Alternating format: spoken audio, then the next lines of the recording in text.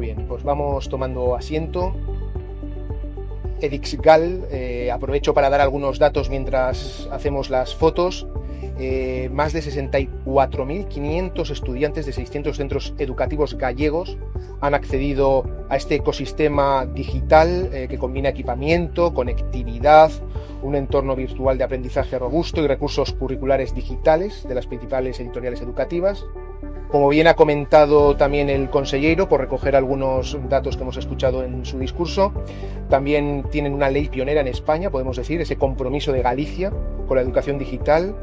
Y lo importante, que al final también creo que es una cuestión a tener en cuenta, que es la desconexión o la necesidad de la desconexión digital y la imposibilidad de que un profesor, como comentaba, envíe un ejercicio a las 11 de la noche, por ejemplo, ¿no? Bueno, ya que veo la mesa ya dispuesta, en este primer panel ya de trabajo en el que vamos a comenzar, vamos a tratar las políticas públicas de digitalización educativa, las prioridades autonómicas. Para ello, además de Pablo Quesada, que nos acompañó en la bienvenida institucional, viceconsejero de Desarrollo Educativo y Formación Profesional de la Junta de Andalucía, y Román Rodríguez, ahora lo he dicho bien, consejero de Educación, Ciencia, Universidades y Formación Profesional de la Xunta de Galicia, se nos suman Antoni Vera, consejero de Educación y Universidades del Gobierno de Baleares, y José Manuel Cabrera, que es viceconsejero de Educación del Gobierno de Canarias. Y modera Aitor Mensuro, fundador de LONET y director del sector público de Aula Planeta. Vamos a escucharles. Adelante, Aitor. Muy buenos días. Sí, ¿se escucha? Agradecer, pues, la asistencia a todas las personas que estamos aquí y también especialmente, pues, consejero y viceconsejeros y el resto de autoridades, de participantes hoy en la jornada. Vamos a ir directos al grano. El objetivo de esta mesa, en definitiva, es conocer las prioridades de los diferentes territorios, y en este caso pues tenemos una mesa de lujo de norte a sur y absolutamente representada a la insularidad, Así que queremos conocer esa variedad de retos y de avances en cada uno de los territorios, y sobre todo para ir construyendo esta visión compartida que desde el observatorio. Empezaré por lanzaros una doble pregunta para que contestéis cada uno. Si queréis, José Manuel, empezamos contigo. ¿Bajo qué criterios se confeccionan las políticas relacionadas con la digitalización y hasta qué punto están cambiando con la inclusión de la inteligencia artificial, que ya hemos estado comentando? Y si nos podéis concretar cuáles serían vuestras 3 prioridades respecto a la digitalización. Sí, muy buenos días. ¿Se escucha? Sí. Agradecer primeramente pues el poder estar aquí dando la visión de Canarias sobre algo tan importante para las aulas y sobre todo para el alumnado de nuestra comunidad. Los criterios que hemos establecido desde hace muchos años, Canarias siempre ha sido, pues, desde nuestro punto de vista, pionera en llevar la digitalización, con todas las complicaciones que eso ha implicado, sobre todo de infraestructura, de tener un territorio fragmentado, de tener históricamente pues un nivel incluso de estudios inferior a lo que podría ser la media de todo el país, y de tener unas tasas de pobreza incluso superiores. Todo eso ha llevado a que en los últimos años pues una de las prioridades ha sido pues mejorar todo lo que era la infraestructura tecnológica en las aulas.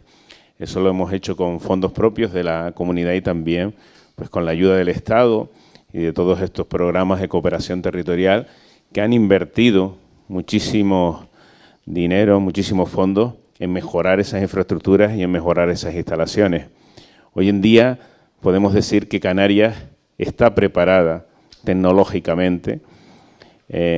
Los más de 1000 centros educativos que hay en Canarias tienen pues esas infraestructuras que les permiten pues tener esas aulas de futuro, esas pantallas digitales, que esas comunicaciones, esa infraestructura, ese acceso a Internet, que si miramos hace 20 años atrás no ha cambiado mucho. Esa ha sido una de las prioridades, uno de los objetivos que hemos logrado. A partir de ahora, como bien han comentado, pues surgen nuevos retos.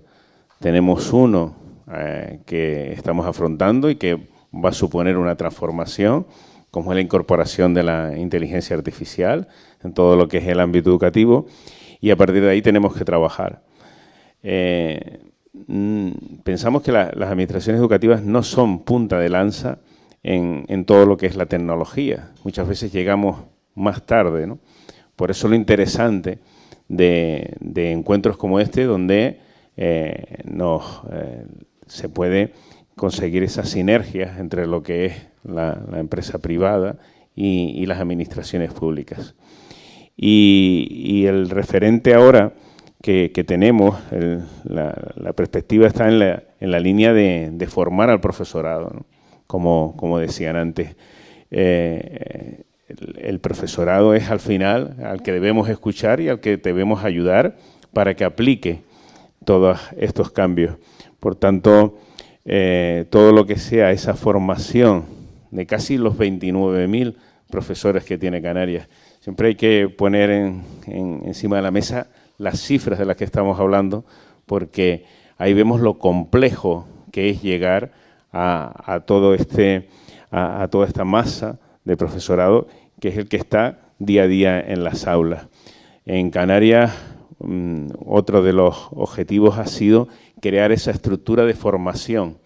Esa estructura de formación que se realiza a través de los coordinadores de TIC que están en cada uno de los centros, tienen sus horas para trabajar en los centros, para fomentar y propiciar todo lo que es el desarrollo tecnológico en los centros. Luego los asesores de los centros del profesorado, que son los que a través de esta red de centros pues proporciona toda la formación.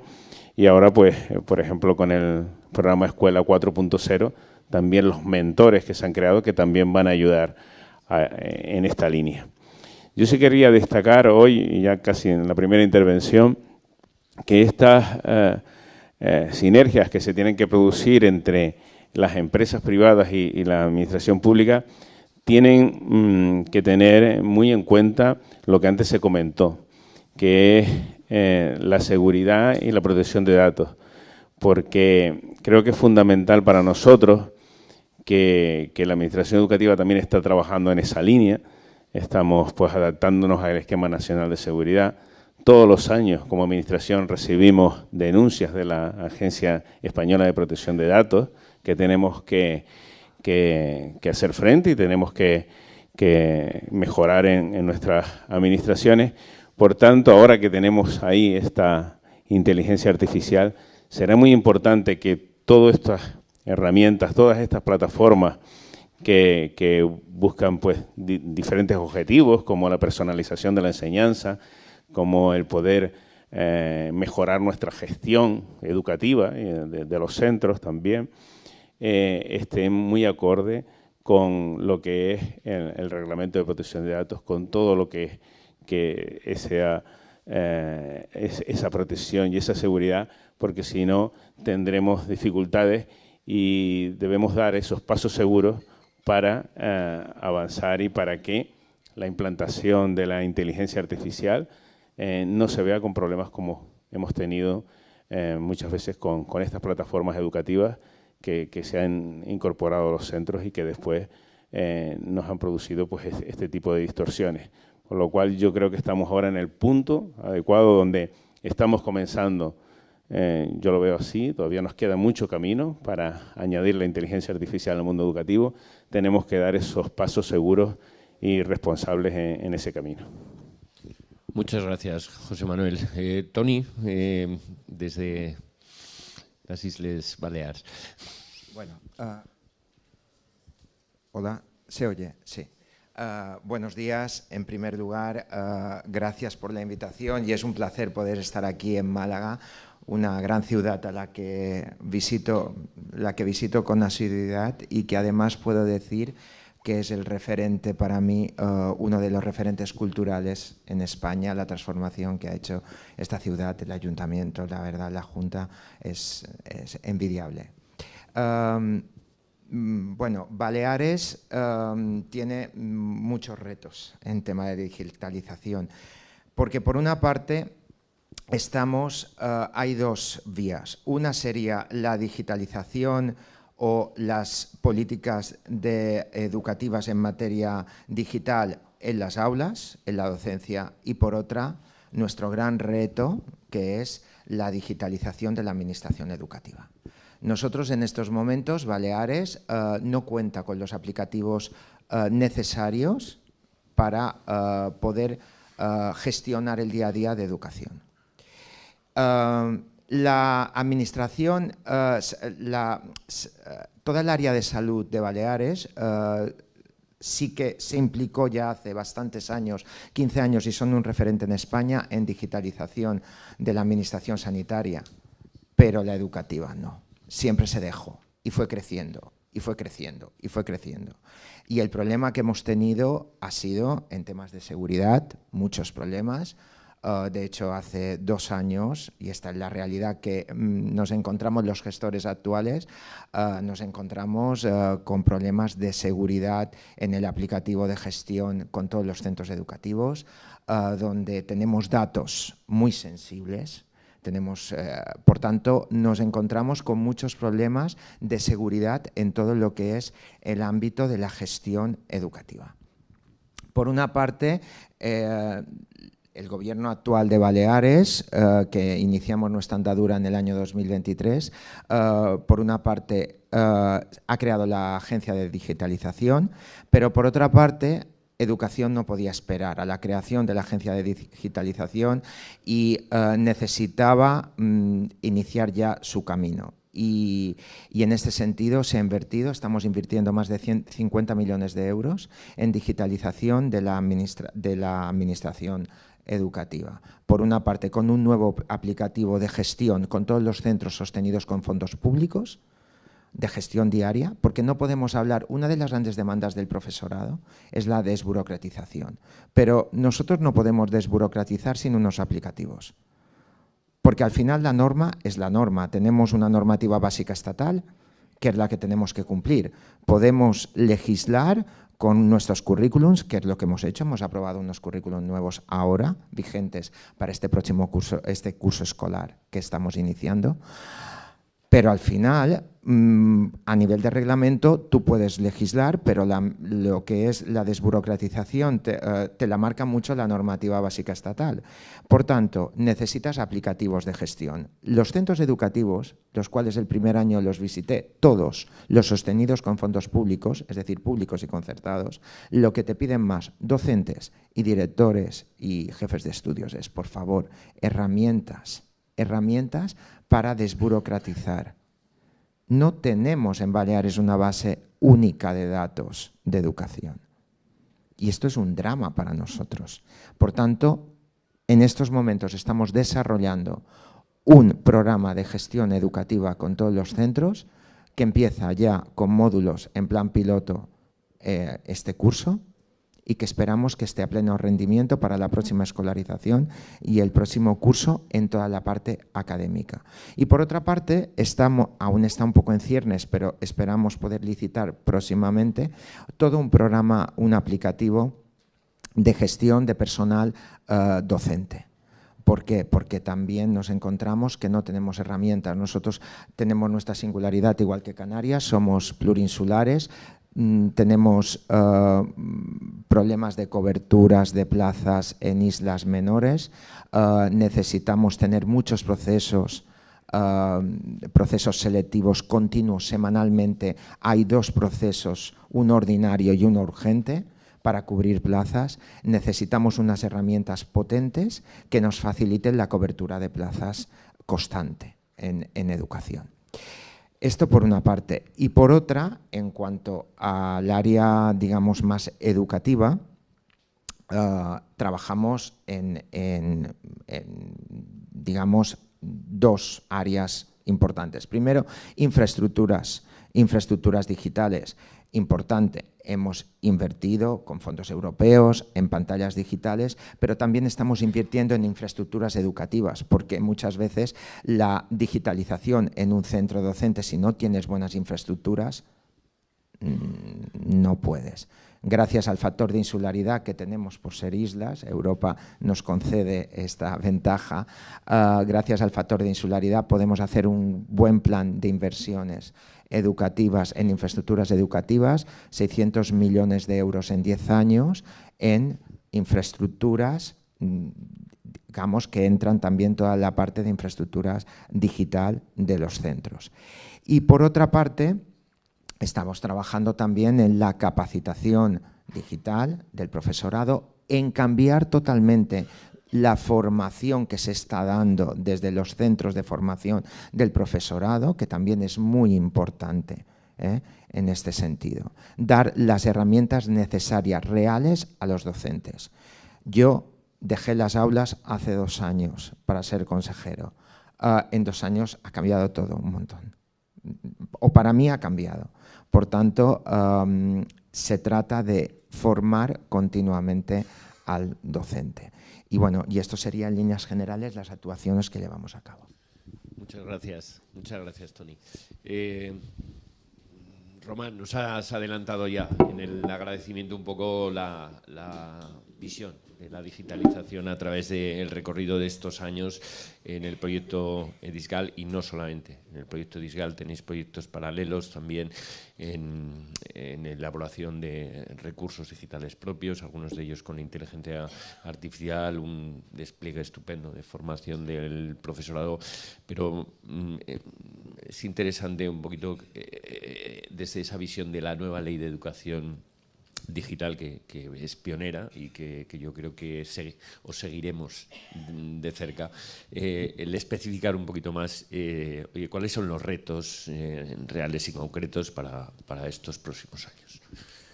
Bueno, yo lo que quisiera también destacar a raíz de escuchar a mis colegas, porque ya suele ser muy habitual, es que las competencias en educación son autonómicas, ¿no? Tenemos 17 sistemas educativos en España, pero tenemos todos casi los mismos problemas y las mismas circunstancias y los mismos retos y los mismos desafíos, muy parecidos, muy parecidos. Hablaba Toni de la introducción de la tecnología en superar la excesiva burocratización que tenemos los centros. Ahí estamos también trabajando y tenemos suerte porque, por ejemplo, Andalucía tiene un programa, un proyecto que es el proyecto Séneca, que nos lleva muchos cuerpos de ventaja a algunas comunidades autónomas. Y lo bueno es que aprendemos unos de otros, ¿no?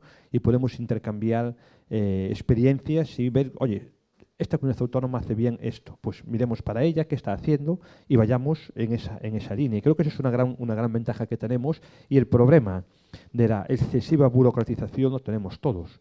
Lo tenemos que combatir, y sin duda la inteligencia artificial es la herramienta básica y fundamental no es para hacer nada que no se esté haciendo, sino para hacerlo de modo más fácil y más rápido.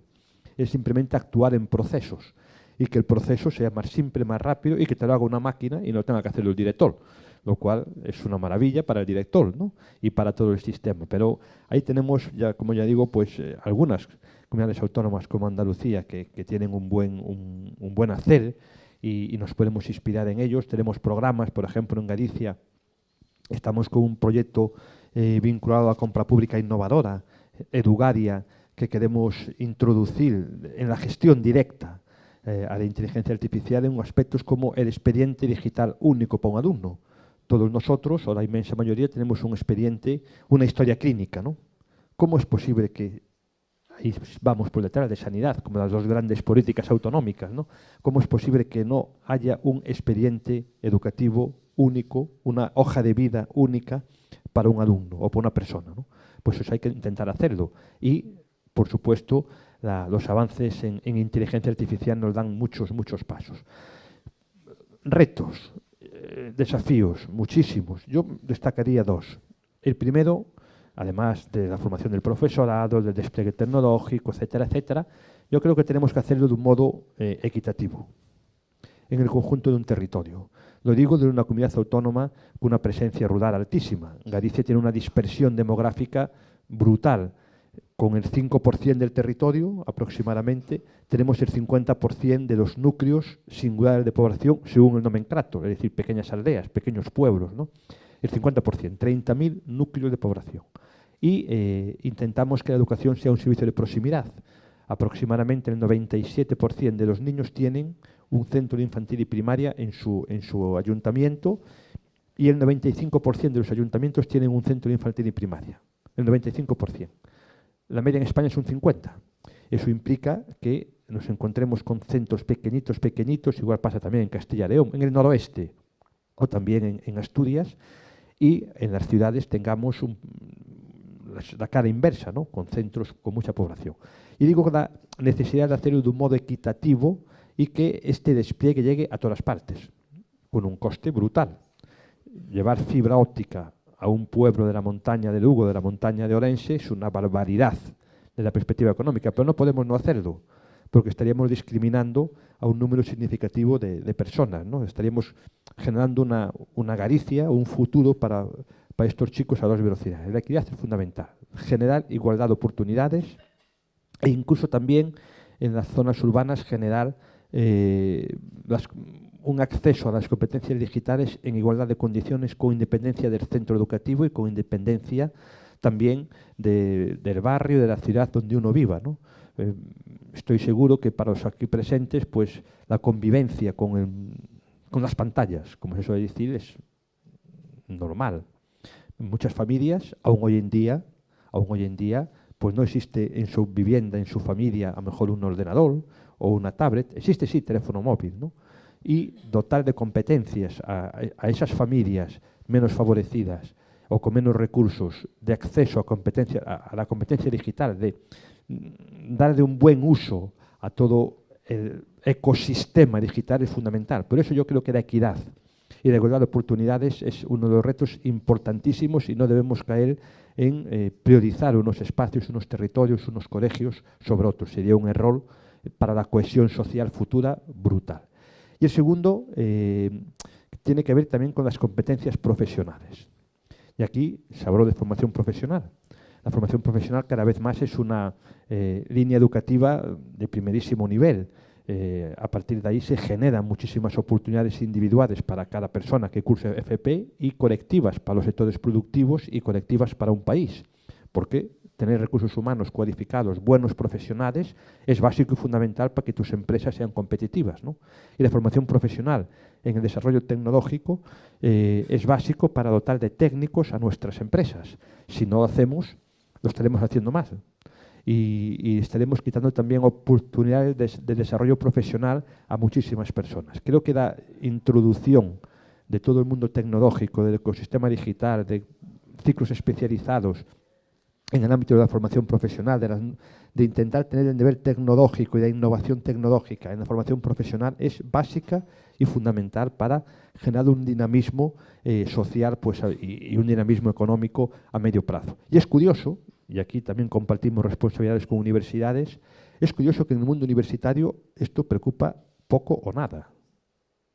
Es decir, todo este debate estéril, estas reflexiones, todo esto que hacemos en la educación no universitaria, en la universidad no existe, o no existe con la misma intensidad, ¿no?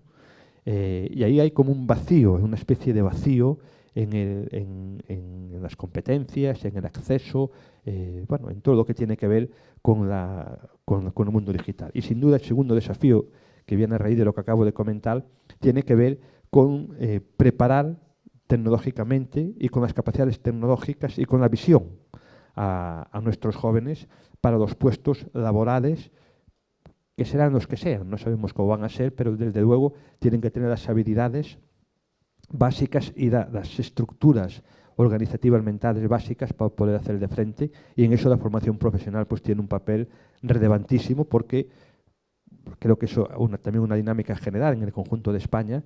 vemos como en infantil, primaria, secundaria, bachillerato, la demografía nos lleva a una reducción progresiva, del número de alumnado no compensada con la llegada de población joven extranjera, que es básica y fundamental para que podamos mantener en cierta medida el relevo generacional en el conjunto de España.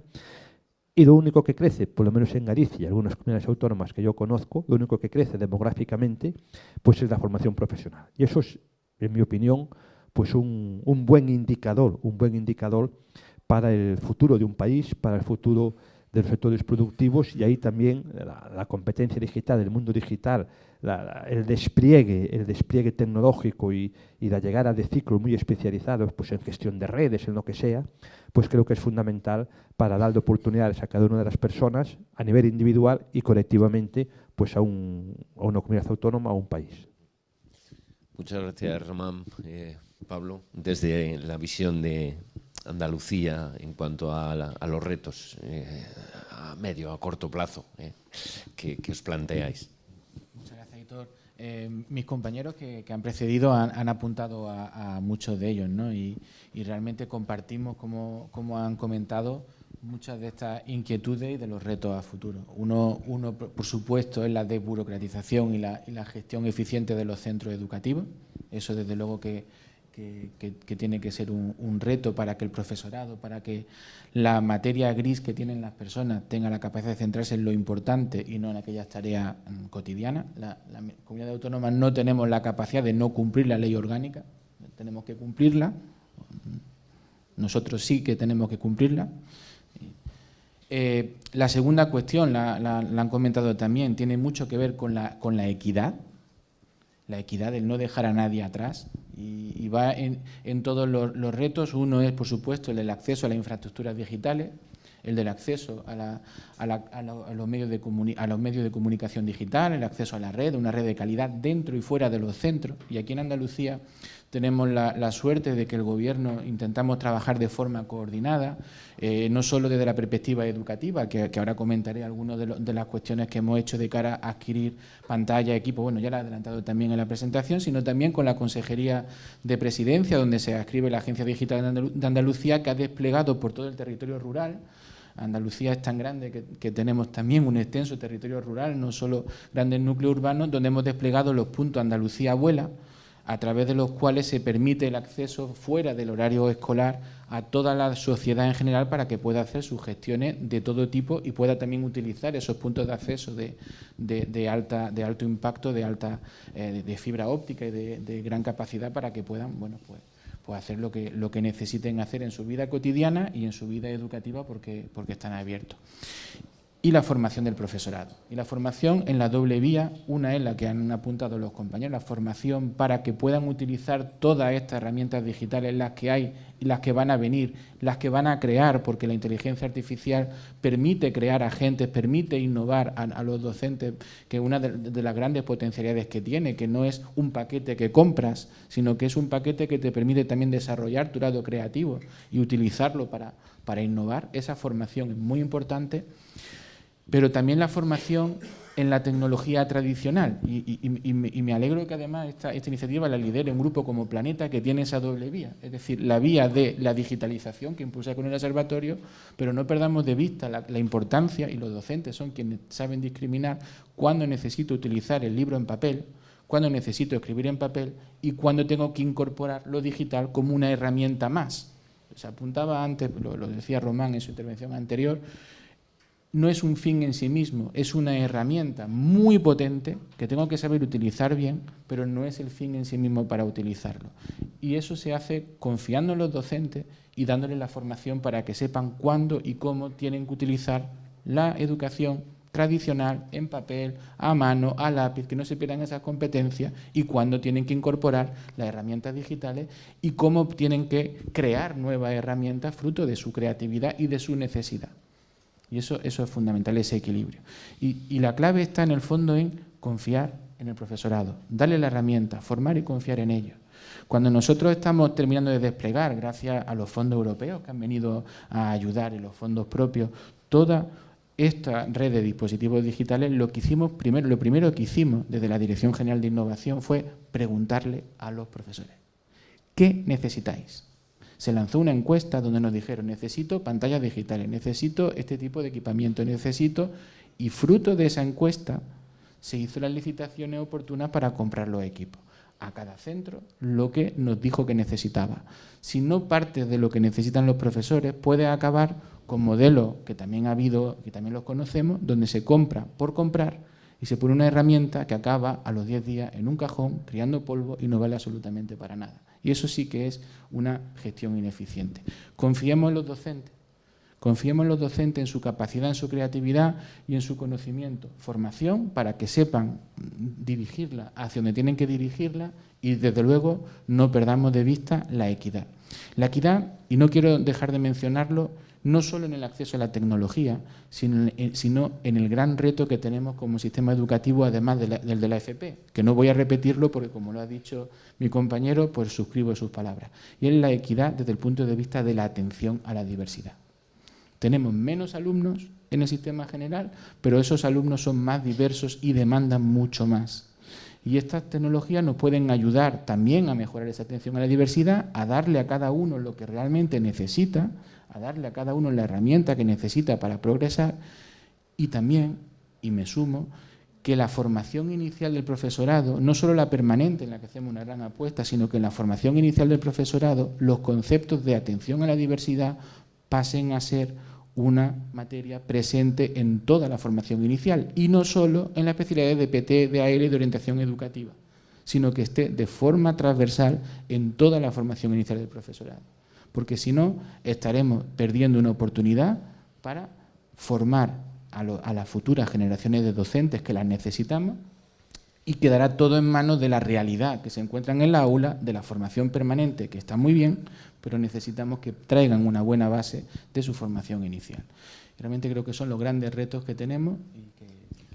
Muy bien, pues se ve, como decíais, retos compartidos y habéis citado diferentes cosas. Yo creo que las inversiones que se han ido haciendo desde especialmente 2021, con la puesta en marcha de los diferentes programas de cooperación territorial, el DICCONEDU, el ECODIC-EDU y los que vienen. Y tenemos encima de la mesa, como citaba también José Manuel, Código Escuela 4.0. Al final, lo que han hecho, lo que creo que, a modo de resumen un poco de vuestras intervenciones, han permitido poner la digitalización en primera agenda política, han permitido modernizar nuestras infraestructuras,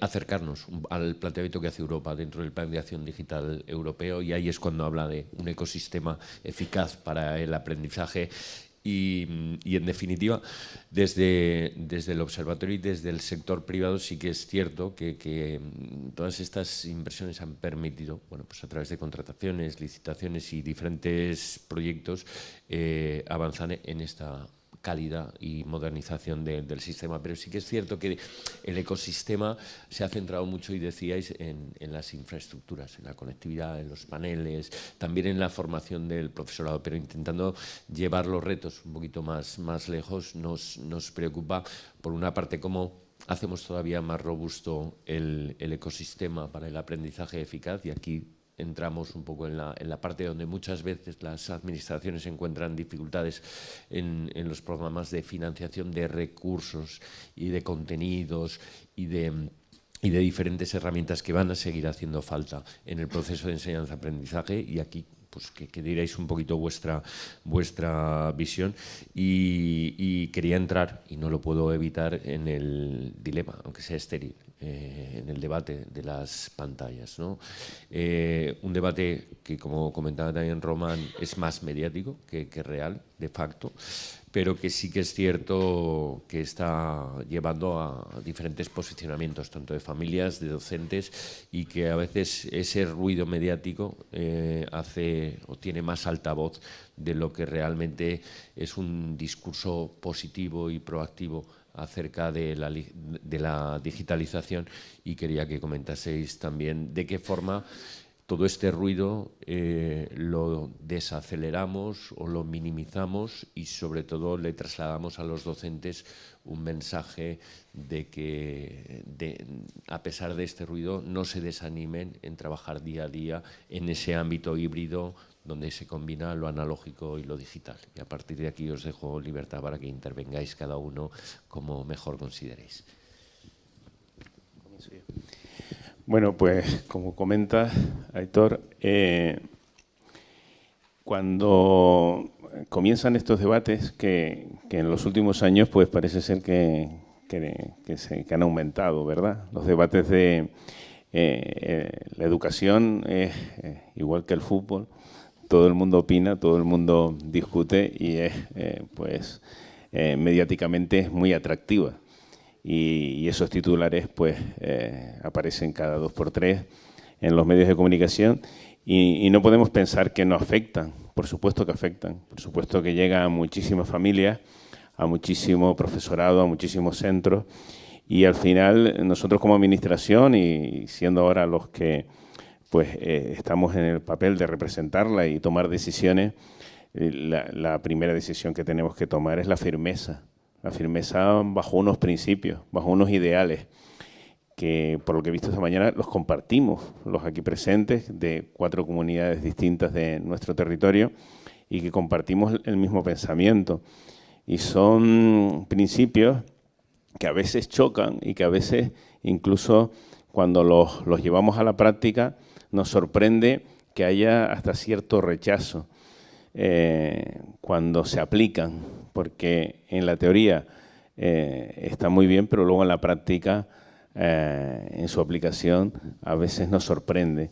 Principios como la autonomía que llevamos tantos años pidiéndola a los profesores, los equipos directivos, y a veces cuando lo hemos otorgado, y hemos tenido un caso reciente en Canarias, con un protocolo de altas temperaturas donde los equipos directivos tenían que tomar decisiones según sus circunstancias en los centros, nos llevamos la sorpresa de que muchas veces los propios equipos directivos decían que querían que la administración decidiera, lo cual fue algo sorpresivo, ¿no? Porque habíamos dado ese principio.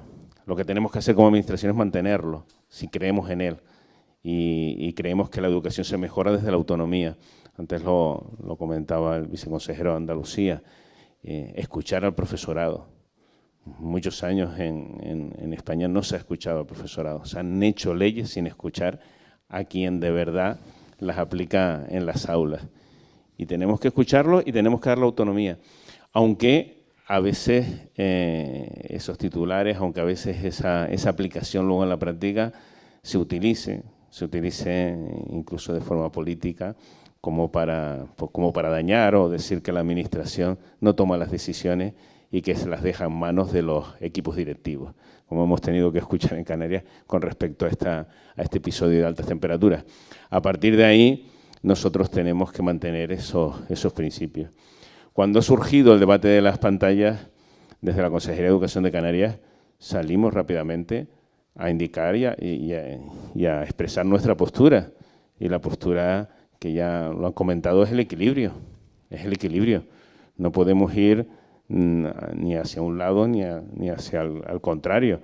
Llevamos muchísimos años haciendo un esfuerzo por mejorar las infraestructuras, por dotar de medios tecnológicos a los centros, y son los profesores, con ese conocimiento, con esa formación que le hemos dado durante todos estos años, los que tienen que aplicar esa tecnología educativa y donde tienen que aplicar también los principios, también dependiendo de la edad del alumnado. Cada edad determinará unas cuestiones.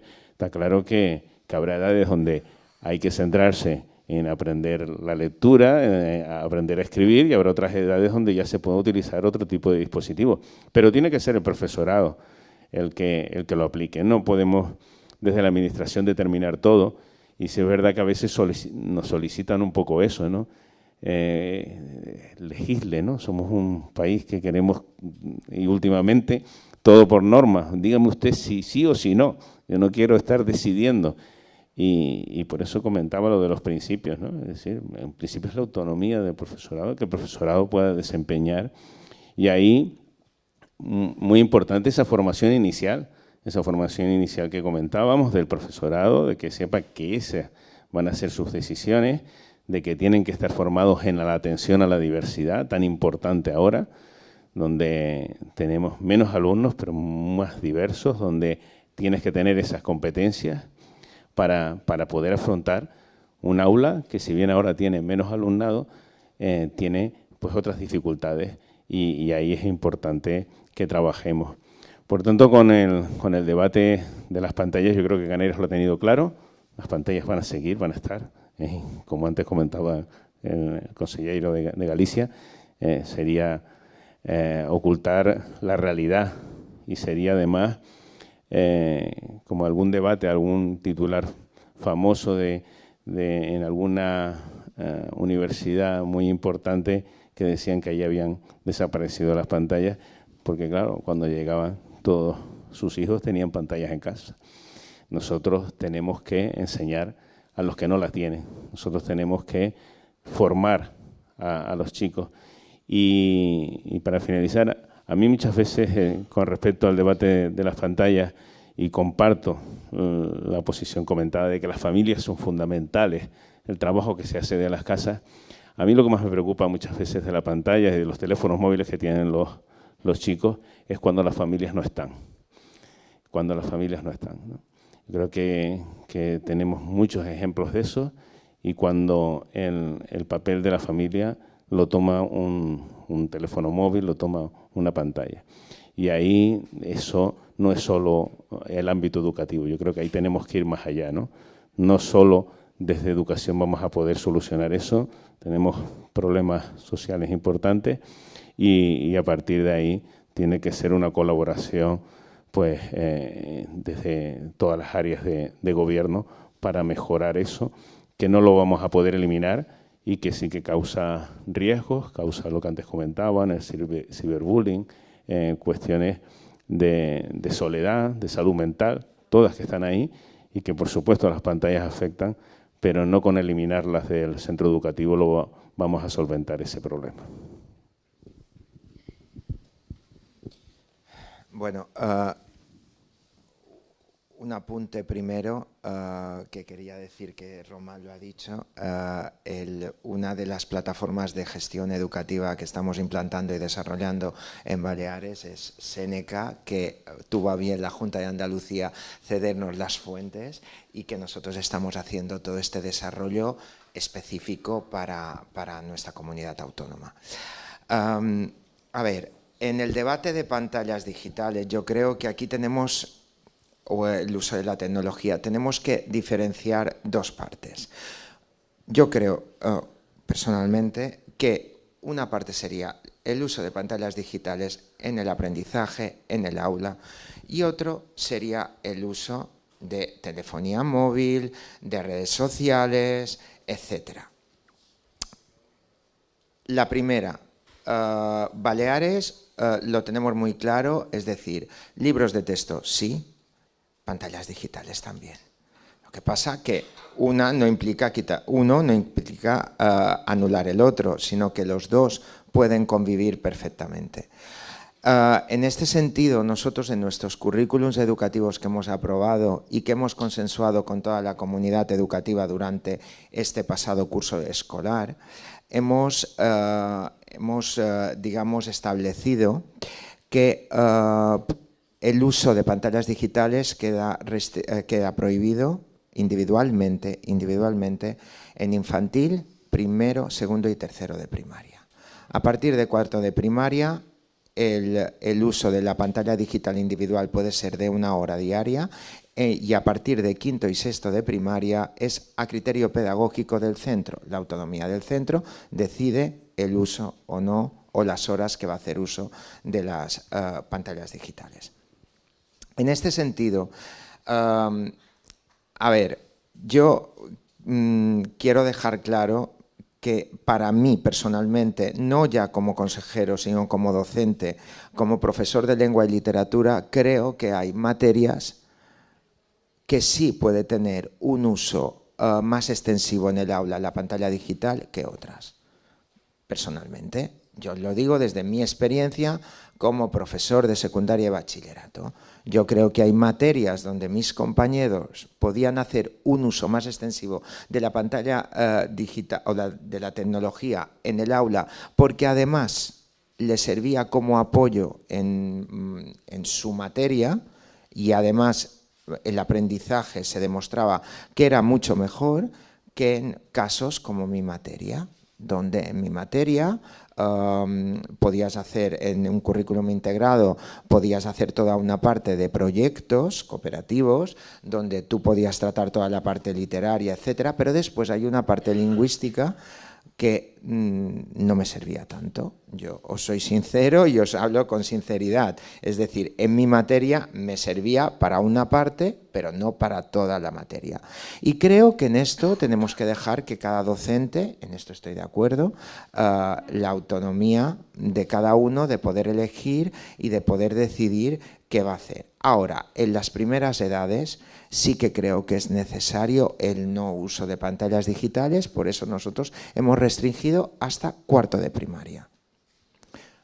Y es alegación presentada en nuestros currículum por la Asociación Nacional de Pediatría, que pedía ampliarlo a muchos más cursos, y nosotros creímos que, consensuado con toda la comunidad educativa, que no era necesario ampliarlo a todos, a tantos cursos como nos pedían en la alegación presentada. En este sentido sí que se puede utilizar, evidentemente, lo que es la pantalla digital en el aula, sí que se puede de manera colectiva. Por otra parte, ¿qué ha pasado? Nosotros hemos dictado una norma, también ha entrado en vigor este curso académico, una orden de restricción del uso de telefonía móvil en los centros escolares sostenidos con fondos públicos. Esto ha sido polémico en Baleares. Ha sido polémico porque nosotros tenemos el 40% de centros, la educación concertada representa el 40% en Baleares. Y este 40%, claro, la educación concertada no le vinculan unas instrucciones, le vinculan un reglamento, una orden o un decreto. Esto ha hecho que nosotros tenemos que regular para todos los centros sostenidos con fondos públicos. No podemos regular solo para el 60% que es público y en cambio el 40% que tengan sus reglamentos internos y cada centro concertado aplique el reglamento que tienen. Por tanto, hemos dictado una orden que no ha gustado mucho en este sentido, pero que creemos que en este sentido nosotros tenemos que regular todos los centros sostenidos con fondos públicos. La restricción del uso, prohibido el uso de telefonía móvil en los centros escolares. Pero es que aparte, el uso de telefonía, restringir el uso de telefonía móvil en los centros escolares, es decir, muchas veces a la administración educativa nos cargan todo el peso de todo. Es decir, nosotros podemos regular, pero bueno, después hay una familia, los niños salen del cole, se van a su casa y después yo visité en un centro 03 en la isla de Ibiza, público, gestionado por la Consejería de Educación, y una madre fue a buscar a su hijo, era la hora, un niño de 1 año o 2 años, no me acuerdo, debía tener 2 años, comen más pronto, eran las 12, 12:30, va a buscar el niño con el cochecito, lo pone en el coche, se saca el móvil y sin el niño decir nada, le da el móvil directamente al niño.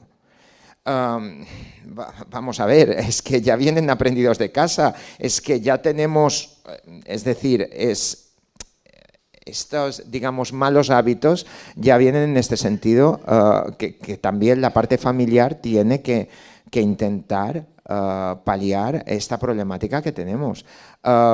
Evidentemente, cuando crecen los niños, tenemos los conflictos de redes sociales.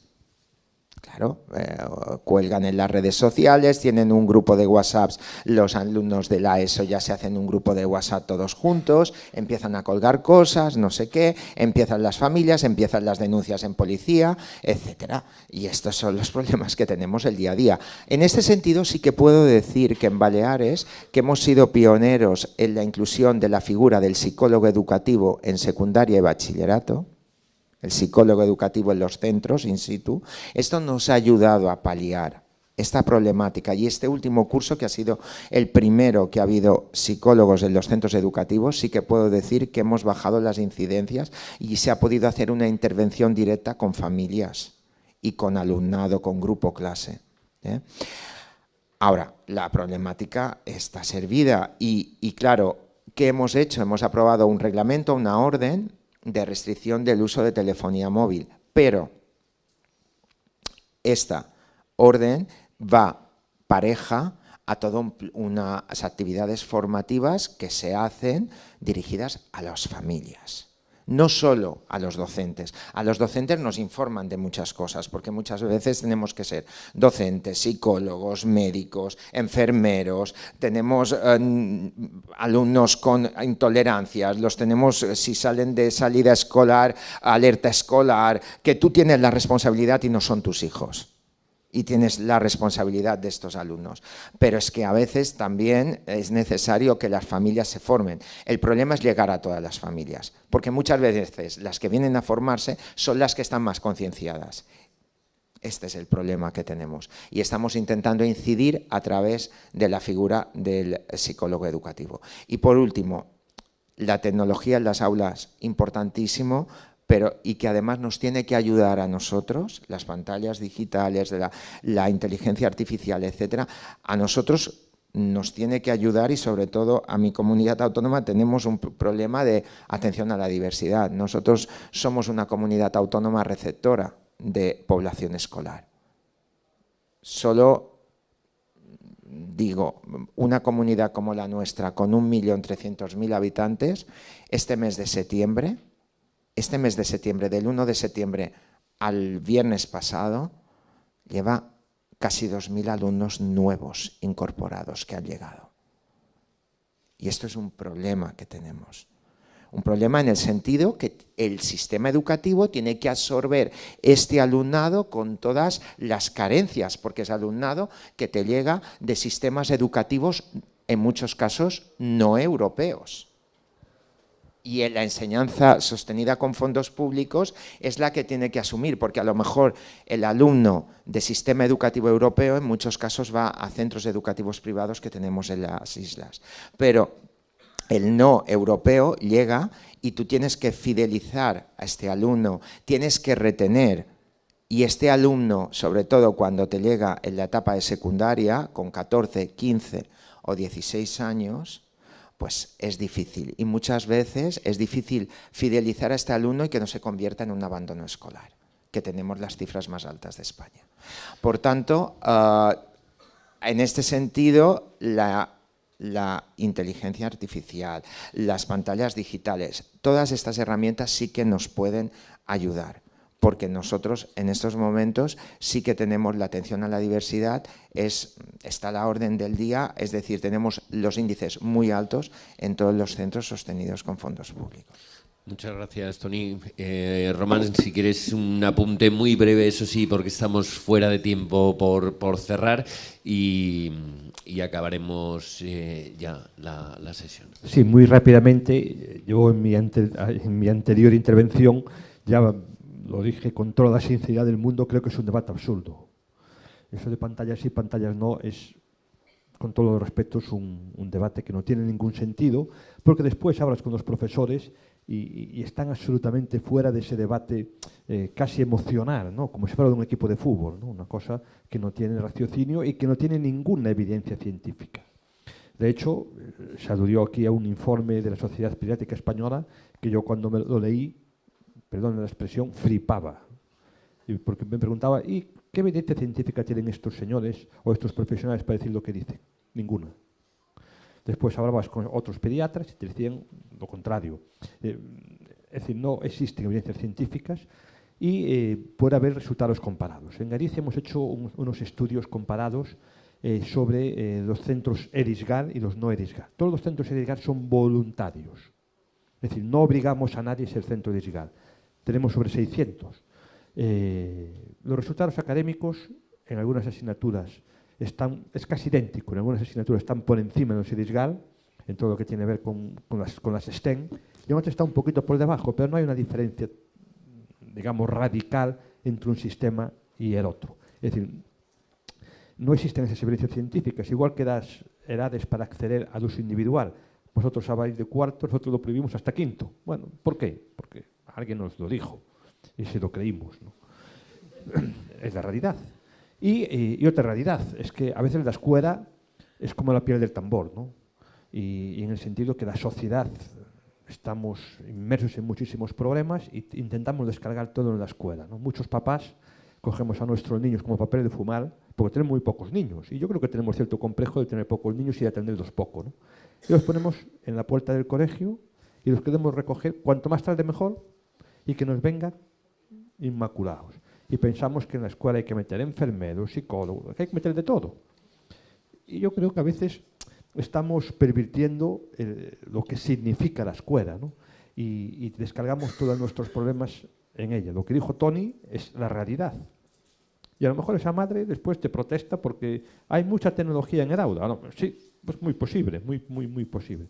Con lo cual creo que tenemos que hacer una reflexión sobre cuál es el papel real de un centro educativo, en infantil, en primaria, en secundaria, ver realmente qué es lo que debemos y no debemos tener en cuenta, y después la inmensa mayoría del profesorado está abstraído de este debate, afortunadamente.